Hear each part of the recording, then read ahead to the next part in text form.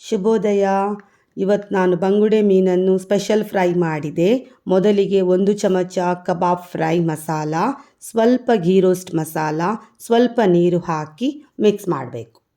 ಮಸಾಲೆಯನ್ನು ಒಳ್ಳೆಯದಾಗಿ ಪೇಸ್ಟ್ ಥರ ಮಾಡಿಕೊಳ್ಬೇಕು. ಬೇಕಿದ್ದರೆ ಸ್ವಲ್ಪ ಸ್ವಲ್ಪ ನೀರನ್ನು ಹಾಕಿ ಒಳ್ಳೆಯ ರೀತಿಯಲ್ಲಿ ಪೇಸ್ಟ್ ಮಾಡಿಕೊಳ್ಳಿ. ನಂತರ ಮೀನಿಗೆ ಒಳ್ಳೆಯದಾಗಿ ಮಸಾಲ ಹಚ್ಚಬೇಕು.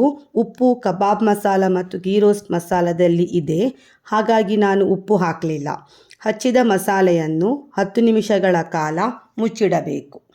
ನಂತರ ಕಾವಲಿಗೆ ಎಣ್ಣೆ ಹಾಕಿ ಮೀನನ್ನು ಎರಡೂ ಕಡೆ ಒಳ್ಳೆ ರೀತಿಯಲ್ಲಿ ಫ್ರೈ ಮಾಡಬೇಕು. ಈಗ ಸ್ಪೆಷಲ್ ಬಂಗುಡೆ ಫ್ರೈ ರೆಡಿ.